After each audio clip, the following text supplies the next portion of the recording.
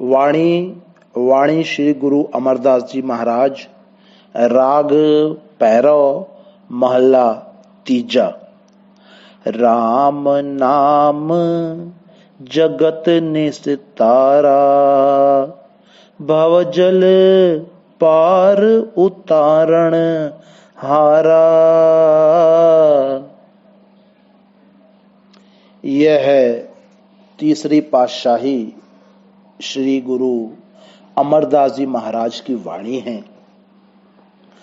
आप अपनी इस वाणी में दुनिया के जीवों को उपदेश कर रहे हैं कि इस दुनिया में, इस जगत से, इस भवजल से, इस संसार से किस प्रकार पार हुआ जा सकता है, किस प्रकार यहाँ से निकला जा सकता है और किस तरीके से परमात्मा से मिलाप हासिल करके आनंद, खुशी, सच्चा सुख हासिल किया जा सकता है।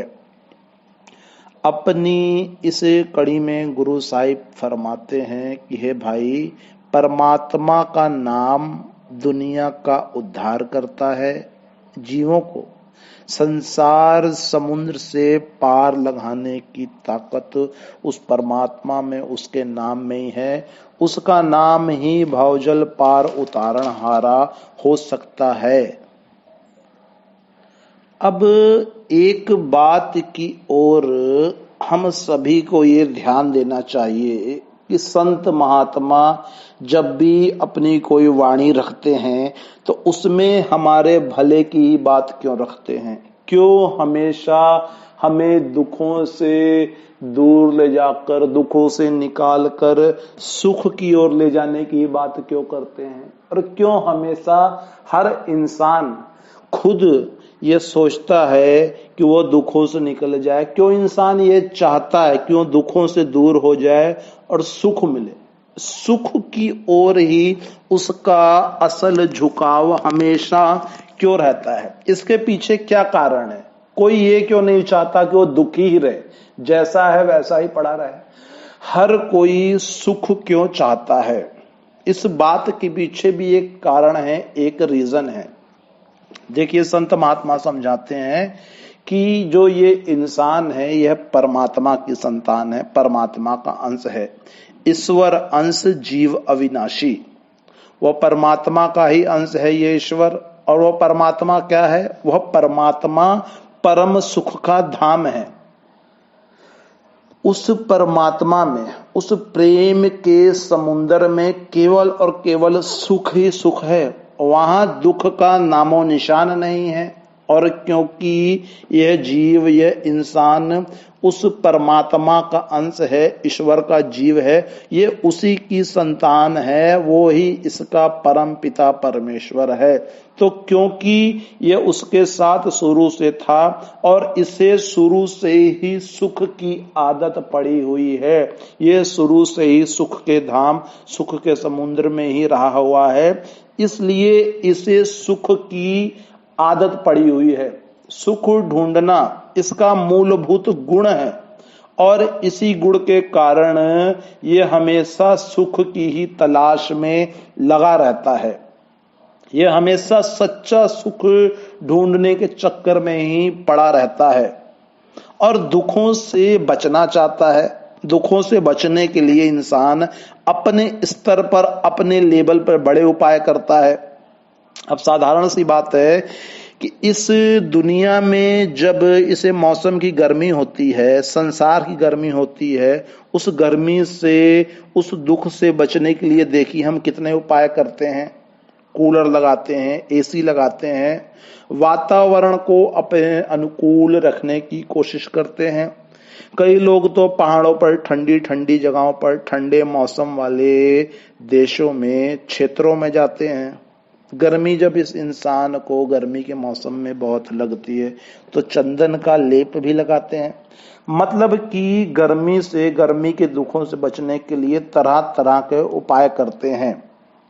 अब जिस इंसान के अंदर परमात्मा का नाम नहीं है, जिसके हृदय में मालिक का नाम नहीं है, वो बाहर की गर्मी और दुखों से तो परेशान है ही, और उसका हृदय भी तड़पता रहता है। इस दुनिया में परमात्मा के नाम को प्राप्त ना करने के कारण उसका मन, उसका हृदय दुखी रहता है। अब जो इस दुनिया को जीवन देने वाला है वो परमात्मा है, वही सब कुछ बख्शने वाला है, और उसको भुलाकर इंसान इस दुनिया के प्यार में फंस कर मालिक को भूला हुआ दुखी जीवन जी रहा है। ये दुनिया हम सभी जानते हैं, हम सबको पता है कि ये दुनिया नाशवान है, कोई भी सुख यहाँ हमेशा रहने वाला नहीं। और जब ये सुख जो क्षण भंगुर हैं, जो थोड़े देर के सुख हमें लगते भी हैं, जब ये चले जाते हैं ना, तो इंसान फिर और ज्यादा दुखी हो जाता है। अब इसका मतलब क्या निकला? इसका मतलब तो ये निकला कि ये दुनिया दुखों का ही भंडार है, और इसमें यदि हम सच्चा सुख खोजेंगे तो हमें नहीं मिलेगा, बल्कि हमारा समय और नष्ट होगा। और जो हमें परमात्मा ने सांसों की जो पूंजी, ये जो सांसों की पूंजी परमात्मा ने जो जीवन हमें दिया हुआ है ना, सांसों की पूंजी, ये गिनती की हमें मिली है, ना किसी को कम मिली है ना किसी को ज्यादा। सबको परमात्मा ने अपने हिसाब से गिनती की सांसें दी हुई हैं, और ये भी धीरे धीरे कम होती जाएंगी, और हमारे पल्ले अंत समय, आखिरी समय में कुछ नहीं पड़ेगा, बल्कि हम तो उल्टा घाटे का ही सौदा कर रहे हैं।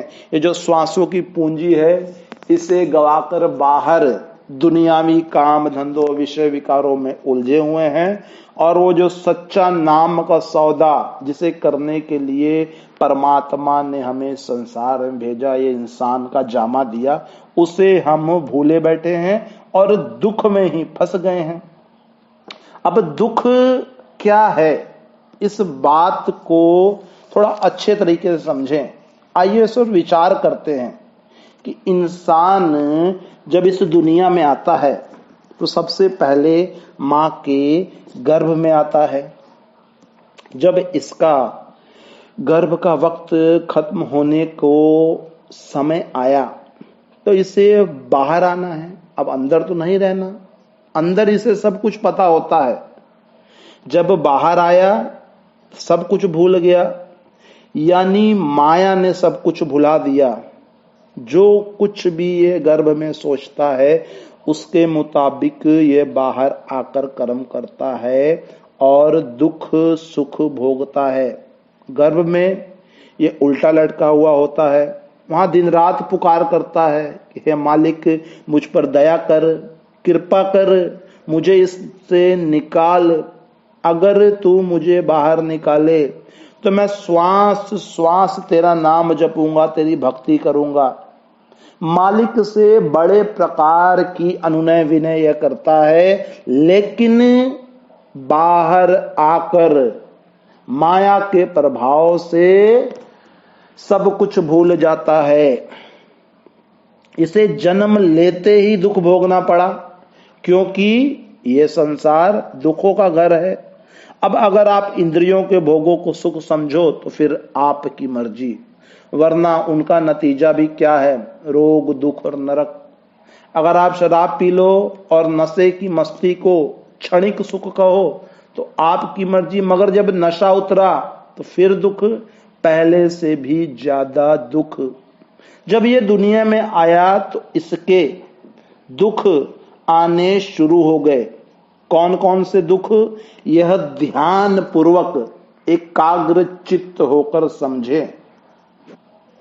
कहते हैं जब यह नवजात शिशु होता है तब यह मांस का एक लोथड़ा सीधा लिटाया तो सीधा पड़ा रहा, उल्टा लिटाया तब उल्टा ही पड़ा रहा। धूप में लिटा दो, छां में लिटा दो, बोलता तो नहीं कि मुझे धूप में लिटाया हुआ है या छां में लिटाया, मुझे यहां लिटाओ वहां लिटाओ। ना मुंह से बोल सकता है ना इशारा कर सकता है।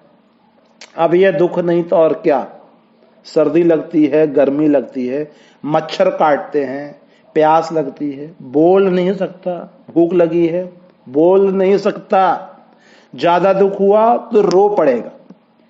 इससे ज्यादा अपना दुख जाहिर करने का और कोई तरीका अभी इसके पास है ही नहीं। अब रोता है, इसके अलावा कोई और चारा नहीं, कोई और इसके पास इस समय हथियार नहीं। जब दुखी होता है रोता है। अब अगर इसकी कमर में दर्द है तो रोता है, माँ को लगता है कुछ तकलीफ हो रही है, जुलाब देती है। बीमारी कोई और है और दवाई दे रही कुछ और, जुलाब की दवाई देती है, जुलाब देती है। ये दुख नहीं तो अब और क्या है। माँ बाप सोचते हैं मगर असली राज नहीं समझते। बच्चा बता नहीं सकता, माँ बाप की अकल काम नहीं कर सकती। उसे हो रहा है कमर में दर्द और दवाई मिली उसे किसी और चीज की। इसका सर्दियां गर्मी में सिर दुखता है, माँ बाप जुलाब देते हैं और दुख हो गया। अब इससे आगे इसे भूत प्रेत निकालने वाले के पास ले जाते हैं, उनकी धूनी और इलाज से और दुखी हो जाता है। बीमारी कुछ और है और दवा इसे कुछ और ही देते जा रहे हैं। अब इसका नतीजा क्या निकला? इसके दुख पहले से ज्यादा बढ़ गए। कहते हैं कुछ बड़ा हुआ, अब बोलने लग गया, अपना दुख बताने लग गया, दौड़ने लग गया, भागने लग गया। अब यह चाहता है खेलना। माता पिता चाहते हैं इसे पढ़ाना और पढ़ने में इसकी आजादी इसको लगता है कि चली जाती है। पहले किस्म के दुख खत्म हो गए जो ये जब एकदम छोटा नवजात शिशु था। अब और दुख शुरू हो गए, नए दुख शुरू हो गए। अब इसका चाव, इसकी रुचि खेलने कूदने में है। माँ बाप कहते हैं कि ये पढ़े, यह भी तो दुख है। अब आपने छोटी उम्र में कई चीजें देखी होंगी। एक कहानी है, एक स्टोरी है। एक लड़का पढ़ता था जो पढ़ाई से जी चुराता था, पढ़ने से बचने की सोचता था और अक्सर स्कूल से छुट्टी मार लेता था। एक बार एक बीमार को लोग उठाकर कहीं ले जा रहे थे। यह छोटा लड़का उन लोगों को देखता है कि यह बीमार को कहीं ले जा रहे हैं। उनसे पूछता है कि इसे क्या हुआ है। उन्होंने कहा, बेटा ये बीमार है। वो कहता है, ओह अच्छा, मैंने समझा कि शायद इसे स्कूल ले जा रहे हैं। सो बच्चा तो खेलना चाहता है और माता पिता उसे पढ़ाना चाहते हैं। अब ये तमाशा हम रोज देखते हैं, यानी आत्मा को आजादी नहीं है। अब यह पढ़ने नहीं जाता तो क्या होता है, इसे मार पड़ती है। माँ बाप मारते हैं, समझाते हैं, उधर मास्टर भी मारता है, समझाता है, सबक याद नहीं, होमवर्क पूरा नहीं करता। हम सभी का यही हाल है।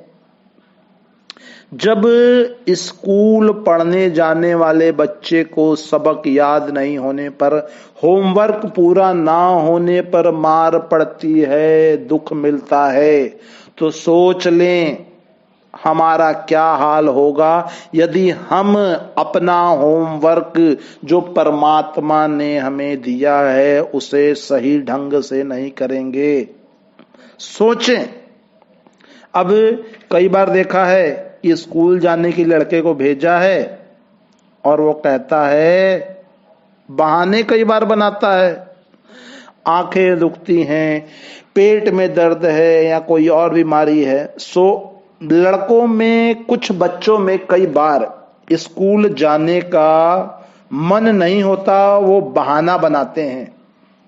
उनका मन ही नहीं करता कि वो स्कूल कई बार जाएं। अब बचपन के दिन भी बेसुधी में, गफलत में गुजर गए, आजादी नहीं मिली, सुख नहीं मिला। खेल कूद की उम्र थी, बेफिक्री थी, खाने पीने की खुली छूट थी, जो खाना है खाओ पियो। मगर फिर भी पूरी आजादी नहीं थी। कहते हैं कुछ और बड़ा हुआ, अब युवा हो गया, जवानी आ गई, मन दौड़ता है, दिल इधर उधर की आलीशान चीजें देखता है, सोचता है मेरे पास आलीशान मकान भी हो, बढ़िया रहन सहन हो, कपड़े हो, मैं ये करूंगा वो करूंगा। तरंगे उमंगे इसके मन में फैलने लगी। कहते हैं फिर समय अनुसार इसका शादी ब्याह भी हो गया, घर में स्त्री आ गई। अब जब इसकी स्त्री आई तो अभी इसकी जवानी की उम्र है, यह भी जवान वो भी। स्त्री को देखकर बड़ा खुश हुआ, जैसे कोई बादशाहत मिल जाती है। लेकिन विचार नहीं कि यह दुनियावी प्यार जेल खानों का जेल खाना है। नए नए इरादे, नए नए विचार हैं। अब दिल में यही ख्याल है कि सारी उम्र ऐसे ही रहेंगे, ये सारी उम्र की बेड़ी है, ऐसे फंसने लगे कि जिसमें से सारी उम्र भी रिहाई ना हो। यहीं से सारी उम्र के लिए, अब सारी उम्र के लिए और उलझ गए। ददिहाल, ससुराल, मौसा मौसी, फूफा, नाना नानी, दोते दोती आदि में फंस गया। इतना ना सोचा कि बड़ा भारी जकड़न है। अब यह पता नहीं कि बाद में क्या होगा। यह नहीं कि आदमी ही केवल फंसता है, स्त्री भी इसी तरह फंसती है। इस गृहस्थ आश्रम में दोनों बड़ी बुरी तरीके से उलझ जाते हैं। अब ये दुनिया का कायदा है और ये लगभग सभी के साथ ही होता है। ध्यान पूर्वक इस बात को सुने। अब जैसे जैसे बेटे बेटियां होते गए, जो माँ बाप का प्यार था वह स्त्री और बच्चों में बट गया। बल्कि जवान बेटे तो कई बार यहां तक कह देते हैं कि भाई माँ बाप बूढ़े हो गए हैं, जल्दी मरे तो छुटकारा हो। अब सच सुनने में कड़वा जरूर होता है, पर सच तो सच ही है। हो सकता है कईयों को यह बात सही ना लगे। जिनको यह बात सही ना लगे उनसे मैं क्षमा चाहता हूं, पर कईयों के साथ यह आप बीती है। अब माँ बाप की सोबत घट गई और आगे स्त्री और बेटे बेटियों में उलझ गया। अब औरत को भी कपड़े चाहिए, बच्चों के लिए भी कपड़े चाहिए, पढ़ाई भी चाहिए, लिखाई के लिए पैसे चाहिए। सोचता है कोई नौकरी करूं, कोई खेती काम धंधा करूं। रुपए कमाने के लिए काम धंधा करना पड़ा। क्यों? क्योंकि बच्चों के खाने पीने की फिक्र है। कहीं मजदूरी करता है, कहीं कुछ करता है, कहीं नौकरी करता है, कहीं कुछ कहीं कुछ। किसके लिए इतनी मेहनत कर रहा है? औरत के लिए, बाल बच्चों के लिए। अगर रोजगार मिल गया तो वाह वाह, और अगर नहीं मिला तो फिर और दुखी हो गया, दुख में ही लिपटे जा रहा है। अब जिस तरह भूखा कुत्ता एक दरवाजे पर गया, वहां रोटी नहीं मिली, दूसरे पर गया, दूसरे से तीसरे पर, कि कहीं ना कहीं तो रोटी का टुकड़ा मिल ही जाएगा। इसी तरह यह संसार के चक्र में बंद कर कभी कहीं जाता है, कभी कहीं। अब कहता है पैसा आए, घर का खर्चा चले, बेटे बेटियों की ब्याह शादी की फिक्र, कहीं चोरी, कहीं ठगी, कहीं कुछ कहीं कुछ। क्या क्या उपाय नहीं करने पड़ते। अब लड़के और लड़कियों की शादी की फिक्र हो जाती है जब लड़के बच्चे बड़े हो जाते हैं। लड़कियों के लिए अच्छे लड़के नहीं मिलते, अगर किसी अमीर से कहें तो कहता है मोटर दोगे, गाड़ी दोगे, ये दोगे, वो दोगे, मतलब डिमांड्स बड़ी ऊंची ऊंची। अब लड़के को नौकरी मिली नहीं, मगर पढ़ लिख कर दिमाग इतने ऊंचे हो गए, यह भी एक प्रकार का दुख है। या कहीं लड़की की शादी हो गई है मगर लड़के ने उसे छोड़ दिया, तो फिर दुख। शादी करनी है, पास में रुपया नहीं, मन कहता है कि अगर कम खर्चे में किया।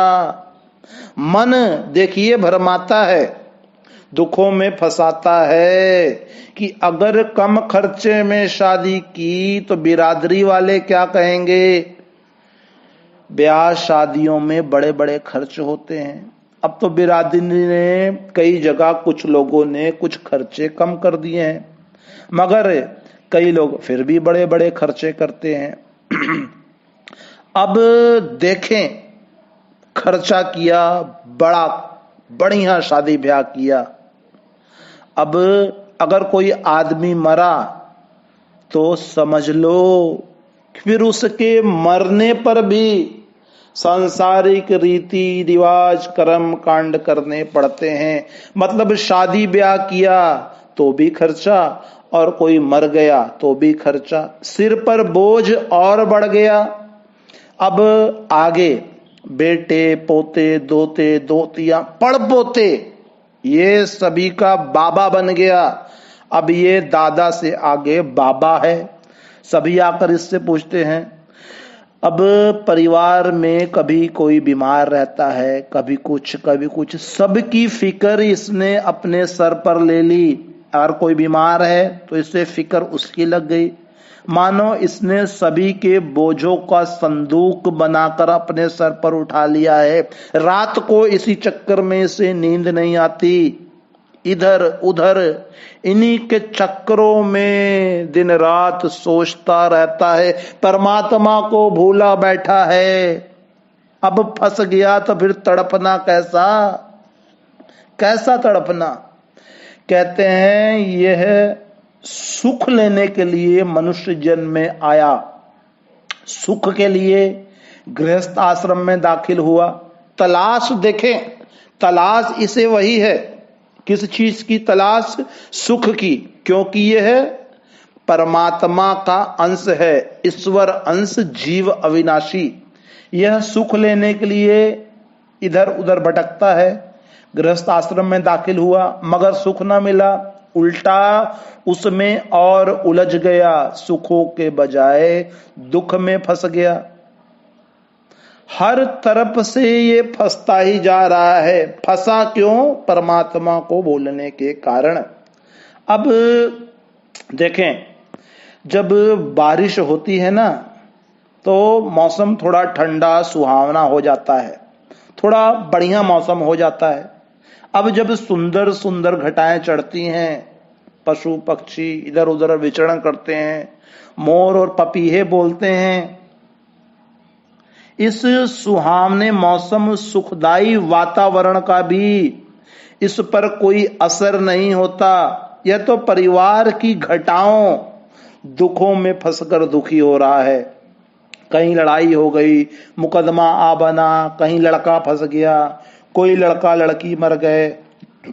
अब क्योंकि यह तो बाबा बना होता है, सारे परिवार का दुख इसका दुख हो जाता है।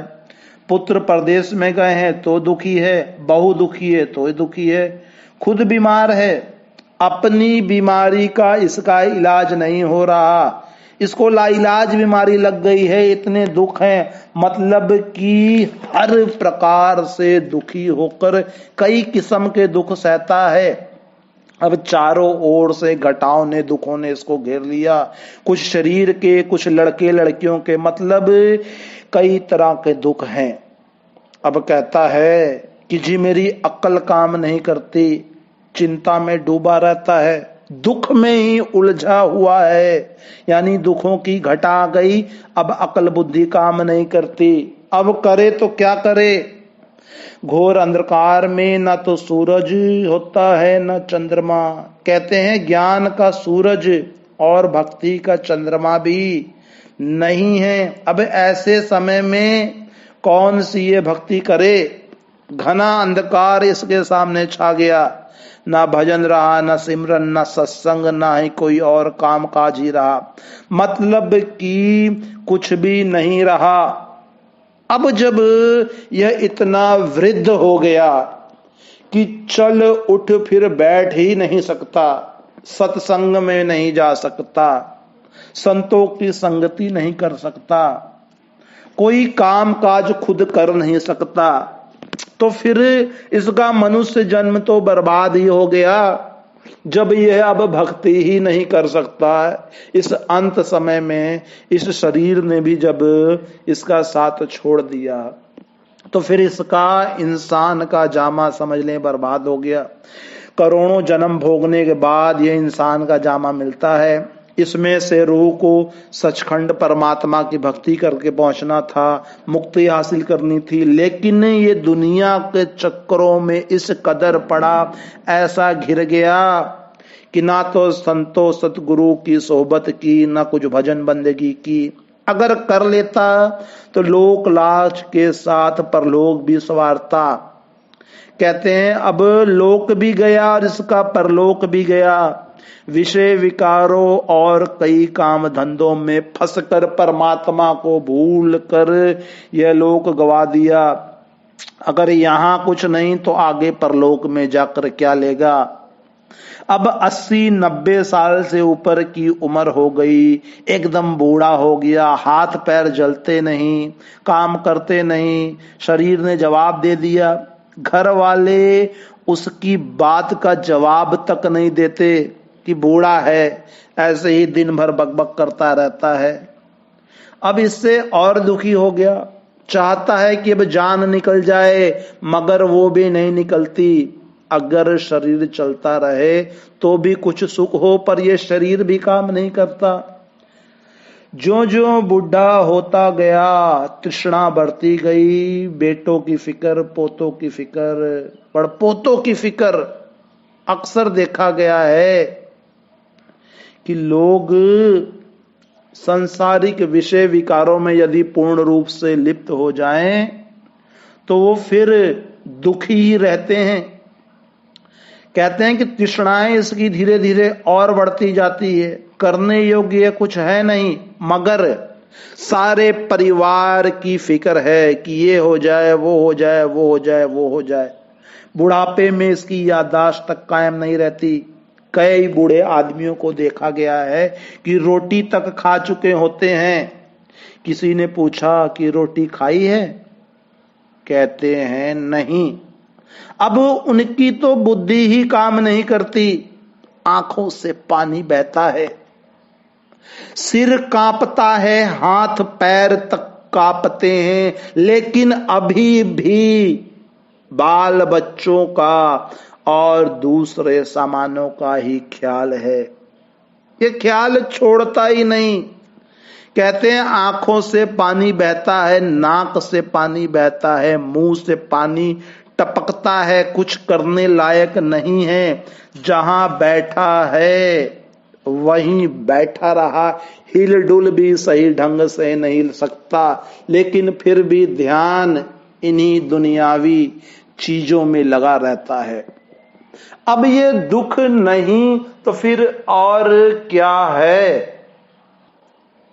इन सब दुखों से निकलने का एक ही उपाय था, और वो क्या था कि संसार में रहते हुए, परिवार में, बाल बच्चों में, नाते रिश्तेदार में, गृहस्थ आश्रम में भी रहते हुए अपने सांसारिक काम काज दायित्व निभाते हुए, काम धंधे पूरे करते हुए भी यदि ये संतों महात्माओं की संगति में आता, उनकी शरण में आता, सत्संग में जाता, परमात्मा के सच्चे नाम के साथ जुड़ जाता, तो यह सभी दुनियावी काम काज करते हुए भी उनमें फंसता नहीं, उनमें लिप्त नहीं होता, और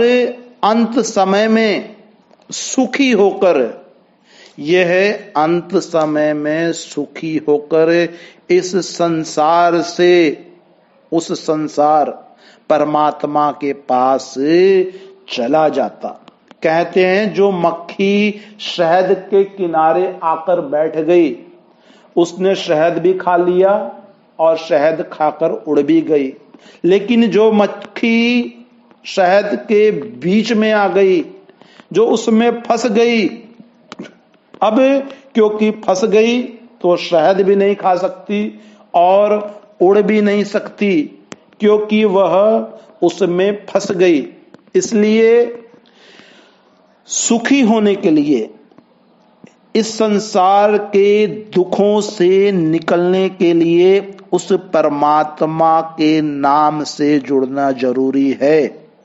अब अगली कड़ी में गुरु साहिब क्या समझाते हैं, बड़े ही एकाग्र चित्त होकर इस बात को सुने। गुरु प्रसादी हर नाम संभाल, सदही निभे तेरे नाल। फरमाते हैं कि गुरु की कृपा से, गुरु की कृपा का पात्र बन के परमात्मा का नाम अपने हृदय में संभाल लो, रख लो, और यह हरि का नाम, हर नाम सदा ही आपका साथ देगा। अब यदि हमें किसी से कोई चीज लेनी है तो उस चीज को लेने के लिए हमारे पास कोई पात्र, कोई बर्तन भी होना चाहिए, तभी तो वो चीज हम उसमें लेंगे। तो अब जो परमात्मा का नाम है, जो सबसे ऊंची चीज, सबसे ऊंची दौलत है, जो उस नाम को लेने के लिए हमें उस काबिल भी बनना होगा, हमें वो पात्र चाहिए होगा, हमें खुद अपने हृदय को उस नाम के काबिल बनाना होगा, वो पात्र अपने हृदय को बनाना होगा जिसमें वो नाम समा सके, संभल सके, जिस हृदय में वह पवित्र नाम। अब उस नाम को पाने के लिए हमें उस नाम के काबिल बनना होगा। नाम को पाने के लिए कुछ शर्तें, कुछ बंदिशें हैं जो संतों महात्माओं में लगाई हैं। वो क्या है? हक हलाल की कमाई करना, परमात्मा की रजा, उसकी मौज, उसके भाणे में रहना, संतों की संगति करना, उनके सत्संग में जाना, अपने हृदय में दया धारना, दूसरों को क्षमा करना, हर एक में उस परमात्मा का ही रूप देखना। वह परमात्मा दया और प्रेम की मूर्ति है। वो कभी कुछ भी ऐसा काम नहीं करता जो गलत हो और जिससे हमारा कोई नुकसान हो, जिससे कि हमें किसी भी प्रकार का दुख हो। जिसमें उसकी दया और प्रेम ना छिपा हो, ऐसा वह कोई काम ही परमात्मा नहीं करता। ये तो हमारी बुद्धि का एक स्तर है, हमारी बुद्धि सीमित है, अधूरी है, हमारे सोचने और देखने का दायरा बड़ा ही तंग है, बहुत ही छोटा है। हमें ना तो पिछले किए हुए कर्मों का ज्ञान है, ना ही भविष्य में होने वाले कर्मों का। इसलिए संत महात्मा हमें परमात्मा पर भरोसा रखते हुए उसके द्वारा किए हुए सभी कामों को खुशी खुशी मान लेने के बारे में उपदेश करते हैं। परमात्मा की रजा, उसके भाणे में रहने के लिए बताते हैं। गुरु अर्जुन साहिब जी महाराज ने कहा है, जे प्रभ कीते आपन से ही कहिया तन। भाणे का एक अन्य पहलू दुख और सुख में विचलित हुए बिना हमेशा परमात्मा की सच्ची भक्ति में लगे रहना भी है। अब जो परमात्मा की सच्ची भक्ति की ओर उनके गुरुमुखों के द्वारा लग गए, गुरुमुखों की संगत में जो आ गए, वो गुरुमुख हैं और जो परमात्मा की भक्ति की ओर नहीं लगे वे मनमुख। अब अगली कड़ी में गुरु साहिब मनमुख के बारे में क्या कह रहे हैं यह समझें। नाम न चेतहि मनमुख गवार, बिन नावे कैसे पावहि पार। कहते हैं अपने मन के पीछे चलने वाला मूर्ख मनुष्य, यहां पर मूर्ख मनुष्य कहकर संबोधित किया है। कहते हैं मूर्ख मनुष्य परमात्मा का नाम नहीं सिमरते, नाम के बिना वो किसी भी तरह के संसार के विषय विकारों दुखों से पार नहीं हो सकते, उन्हें लांघ नहीं सकते हैं।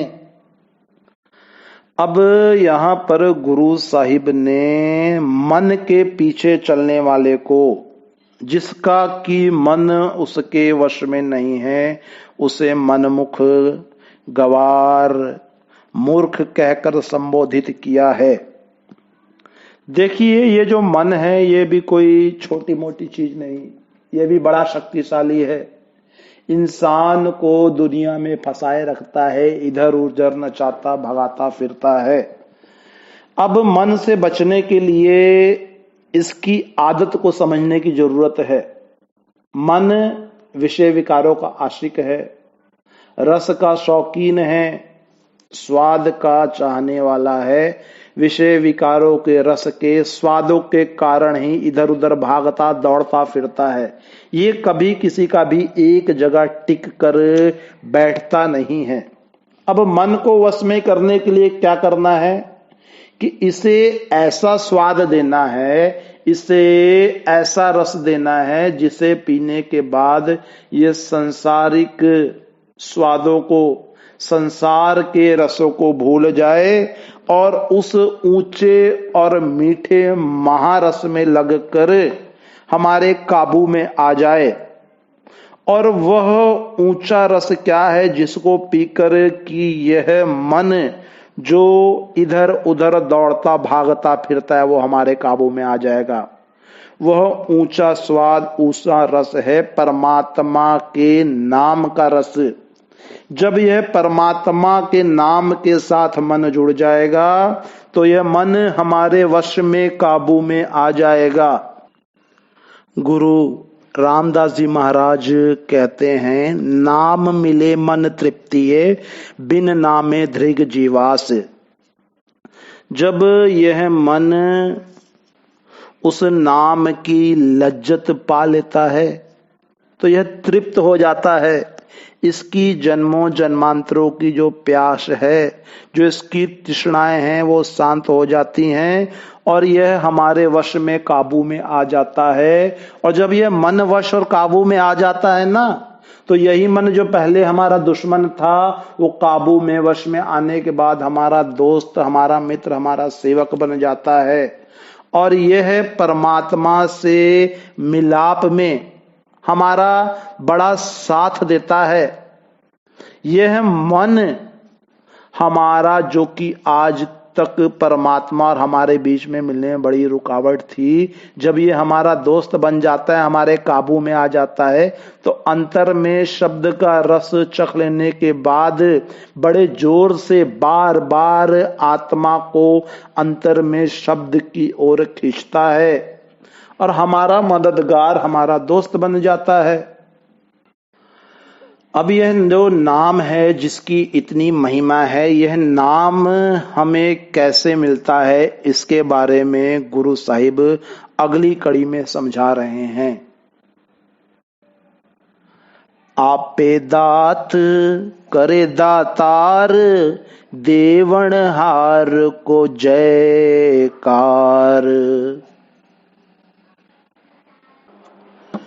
अब यह किसी के वश की बात नहीं है। नाम की बख्शीश दातार प्रभु परमात्मा खुद ही करता है, इसलिए देने की ताकत रखने वाले प्रभु के आगे ही सिर झुकाना चाहिए। प्रभु से ही नाम की दौलत, उसकी दात मांगनी चाहिए। उस परमात्मा की जय जयकार है। अब परमात्मा की जब अपार कृपा, दया और मेहर होती है, तब हमें नाम प्राप्त होता है। नाम हमें कैसे मिलता है? अब परमात्मा निराकार है, उसे हम अपनी इन साधारण आंखों से देख नहीं सकते। वह निराकार परमात्मा खुद जीवों को चिताने के लिए इस संसार में सतगुरु के रूप में आता है। परमात्मा इस दुनिया में सतगुरु के रूप में आता है। गुरु अर्जुन देव जी महाराज ने समझाया है, अंधकूपते काढ़नहारा, प्रेम भक्ति होवत निस्तारा, साध रूप अपना तन धारया, महाअग्नि ते आप उबारया।